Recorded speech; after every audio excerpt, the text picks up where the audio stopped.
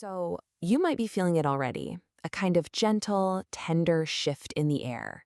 That's because the sun is moving into Pisces.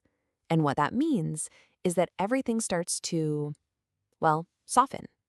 Boundaries get a little more permeable, and we're all kind of invited to listen in a totally different way. To really get a feel for this energy, I want to share a story with you. This quote, it just nails the feeling, doesn't it? It comes from a story called The Soft Turning. And that's exactly what this energy is like. It's not some big, loud announcement. It's subtle. It's like mist. It just seeps in and changes how you experience everything, from the words people are saying to, the quiet spaces in between. So let's get into this story. Imagine a time called the soft turning. It's like the whole world just took a collective, gentle breath. Suddenly, words don't feel like heavy stones anymore. They're lighter, almost like water. Even the wind seems to pause and listen before it blows. All those hard, sharp edges of daily life, they just start to blur. This isn't a season for doing, it's a season for feeling. And right at the center of this whole story is something called the listening well. But here's the thing, it's not a normal well. You don't go there for water. When you lean over and look in, you don't see your face. You see how you feel. Can you imagine? It's so powerful that for generations, the villagers actually sealed it shut. I mean, it makes sense, right? They were afraid. They chose the heavy weight of certainty over the vulnerability of really seeing themselves. Okay, so who opens the well? Our guide here is a quiet caretaker named Elian. Now, Elian isn't your typical leader. They're not loud or commanding or making big, bold moves. No, their power comes from sensitivity, from noticing the small things, like how grief changes the way someone stands, or the shimmer in the air when there's unspoken joy. They listen way more than they talk, and they're the one who feels the well is ready to be opened. It's a totally different kind of strength, one that's all about awareness.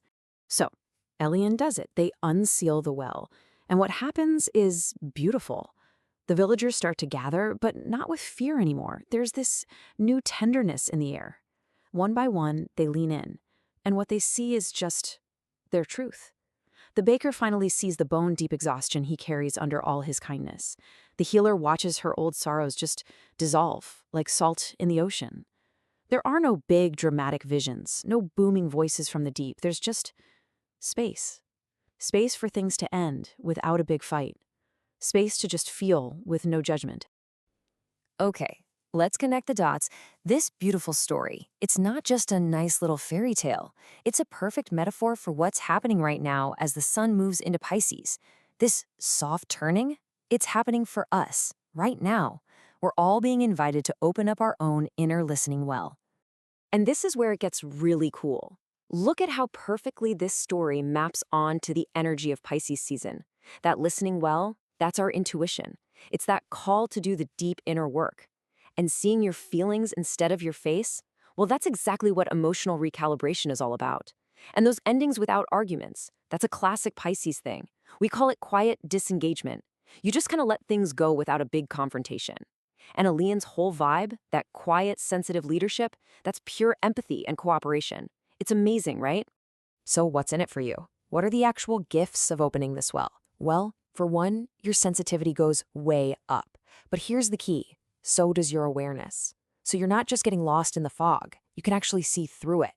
Your imagination, your intuition, they're going to be on fire. You'll find yourself feeling more compassion, more empathy. You might feel a little less driven, less about the hustle, and way more reflective. It is such a powerful time to just go with the flow and finally get some meaningful closure on things that have been weighing you down. But it's not all easy breezy. Just like in the story, all this dissolving, it can feel a little unsettling. The village steward starts to get nervous, right? Work is slowing down. People are just dreaming all day. And even Elian, our sensitive guide, has a moment of doubt. They go back to the well and ask this really important question. Am I letting things dissolve too much? It's that fear that this beautiful flow might just become a directionless drift. And that right there, that's the real challenge of Pisces season. It's a super fine line. On one hand, you've got all this amazing potential. You can be incredibly inspired, artistic, tapped in.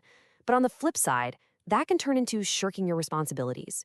You can have these profound spiritual insights, but that's a problem if you start using them to avoid dealing with real-world stuff. And going with the flow is great until it becomes just being overly passive and letting things happen to you. See the difference? So the big question is, how do we find that balance? How do we get the good stuff without falling into the trap? Well, the end of the story gives us the answer.